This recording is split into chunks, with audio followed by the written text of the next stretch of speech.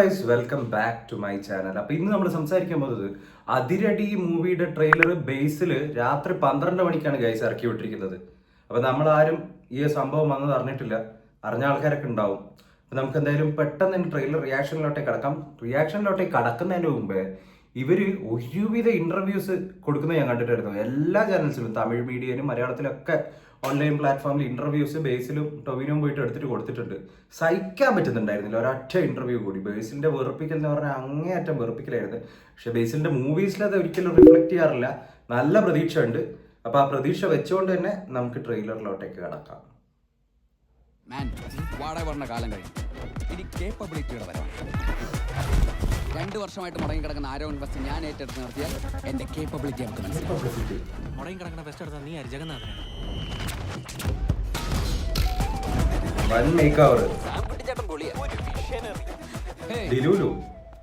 നീ കാണുമ്പോഴൊക്കെ നല്ലൊരു കോമ്പിനേഷൻ ആയിരിക്കും കേട്ടോ. നമുക്കെന്തെങ്കിലും ഗുണമുണ്ടോ? അല്ലെങ്കിൽ ഫെസ്റ്റ് നടക്കുന്നുണ്ട്, ഒരുപാട് ഗുണങ്ങൾ. ക്ലാസ് കട്ട് ചെയ്യാം, സ്പോൺസേഴ്സിനെ പിടിക്കാൻ കറങ്ങി നടക്കാം.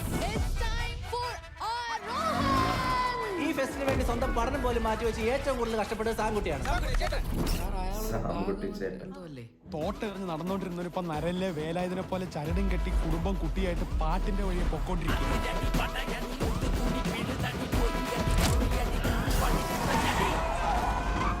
പക്ഷെ അനിയ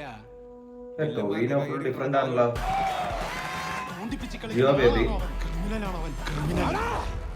പൂമാനം പൂത്തുലഞ്ഞേ ഗാനഗുണ്ടയാണവൻ, ഗാനഗുണ്ട. മിഴികൾ നനയല്ലേ. ഇത് കത്തിക്കേറും. അടിക്കണതല്ല മാസം. ഉത്സവത്തിന്റെ ഭാഗമായി നമ്മളൊരു കുഞ്ഞു കലാപരിപാടി ഒരുക്കിയിട്ടുണ്ട്. പരിപാടി നടത്താൻ തീരുമാനിച്ചിട്ടുണ്ടെങ്കിൽ ഇന്ന് വൈകിട്ട് കൃത്യം 8 മണിക്ക് സാക്ഷാൽ തോറാണെന്ന് പറഞ്ഞാൽ അമ്പല മൈതാനത്ത് വെച്ച് ഒരു അത്യുഗ്രൻ ഗാനമേള. അതിരടി. എന്നാലും ആരുടെ ഈ സാക്ഷാൽ തോറ്? മെയ് 14 അതായത് ഇന്ന് 9-10 മണിക്കൂർ മുമ്പാണ് ഒരു ട്രെയിലർ റിലീസ് ചെയ്തിരിക്കുന്നത്. അതുപോലെ തന്നെ ഇന്ന് ഇതിന്റെ പ്രീമിയർ ഷോ ഉണ്ട്. എത്ര പേര് അറിഞ്ഞു എന്ന് എനിക്കറിയില്ല. ഇന്ന് വൈകുന്നേരം 6:30 ഇതിന്റെ പ്രീമിയർ ഷോ ഉണ്ട്. അപ്പോൾ ഒരു സംഭവം കണ്ടതിന് ശേഷം കൂടുതലായിട്ടും സംഭവം ക്യാമ്പസിൽ തന്നെ ചുറ്റിപ്പറ്റിയിട്ടുള്ളത്. വേറെ പുറത്തോട്ടേക്കുള്ള സംഭവങ്ങളൊന്നും ഞാൻ അധികം കാണുന്നില്ല. അതുപോലെ തന്നെ ഈ ട്രെയിലറിൽ അധികം സംഭവങ്ങളൊന്നും ഇവർ എക്സ്പോസ് ചെയ്തിട്ടില്ല. വലിയ കാര്യങ്ങളായിട്ടുള്ള സംഭവങ്ങളൊന്നും ഇവർ അധികം വെച്ചതായിട്ട് തോന്നുന്നില്ല. പുറത്തുള്ള സംഭവങ്ങളോ അല്ലെങ്കിൽ വേറെ സീൻസോ ഒന്നും തന്നെ ഇല്ല. ബേസിലിനെ ചുറ്റിപ്പറ്റിയിട്ടും ടൊവിനോനെ മാക്സിമം കാണിച്ചിട്ടുള്ളത്. കൂടുതൽ വേറെ ക്യാരക്ടേഴ്സിന്റെ അധികം ഡയലോഗ്സ്, അവരുടെ ക്യാരക്ടർ അധികം ഉള്ളതായിട്ടൊന്നും തോന്നുന്നില്ല. ഈവൻ ഡിലൂലുവിന് പോലും അധികം സംഭവമൊന്നും കാണിച്ചിട്ടില്ല. അതെന്തായാലും അത്യാവശ്യം സംഭവങ്ങൾ ഉണ്ടാവുമെന്ന് എനിക്ക് തോന്നുന്നുണ്ടായിരുന്നു. കാരണം ഞാൻ ഡിലൂലുവിന്റെ ഒക്കെ കുറച്ച് BTS സംഭവങ്ങളും കാര്യങ്ങളെല്ലാം കണ്ടിട്ടുണ്ടായിരുന്നു. അപ്പോൾ അങ്ങനെയൊക്കെയാണ് സംഭവം കണ്ടിട്ട് പോകുന്നത്. സത്യം പറഞ്ഞു കഴിഞ്ഞാൽ എനിക്കിത് ഭയങ്കരമായിട്ടുള്ള ഒരു ട്രെയിലർ ആയിട്ടൊന്നും തോന്നുന്നില്ല.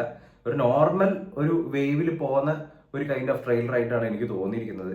പക്ഷെ ബേസിലിന്റെ പ്രൊഡക്ഷൻ ഹൗസ് ഈ ഒരു സംഭവം, ബേസിലിന്റെ ഇത്രയും വലിയൊരു ഇൻവോൾവ്മെന്റ് എല്ലാം വെച്ചിട്ട് നോക്കുകയാണെങ്കിൽ എന്തെങ്കിലും ഒരു നല്ല മണി മേക്കിംഗ് ഓപ്പർച്യൂണിറ്റി ഇല്ലാതെ, നല്ലൊരു ഹിറ്റ് ആവാനുള്ള ആൾക്കാരെ രസിപ്പിക്കാനുള്ള ഒരു ഓപ്പർച്യൂണിറ്റി ഇല്ലാതെ ബേസിൽ ഒരിക്കലും ഈ ഒരു സിനിമയിൽ ചെന്ന് എത്തിപ്പെടും എന്നെനിക്ക് തോന്നുന്നില്ല. അതുപോലെ തന്നെ ബേസിൽ ടൊവിനോ കോമ്പിനേഷൻ, ഇങ്ങനത്തെ പല ഫാക്ടേഴ്സും ഈ സിനിമ ഉണ്ട്. യൂത്തിനെ ആയിരിക്കും ഈ സിനിമ എന്താ പറയുന്ന ടാർഗറ്റ് ചെയ്യുന്നതെന്ന് പറഞ്ഞു കഴിഞ്ഞാൽ എന്തായാലും ആ ഒരു ഏരിയ, ആ ഒരു ഏജ് സ്ട്രാറ്റയുടെ ഉള്ളിലുള്ള ആൾക്കാർക്കെല്ലാം ഈ ഒരു സിനിമ എന്തായാലും ഇഷ്ടപ്പെടുന്നതാണ് എനിക്ക് ഡെഫിനറ്റ്ലി തോന്നുന്നതെന്ന് പറഞ്ഞു കഴിഞ്ഞാൽ.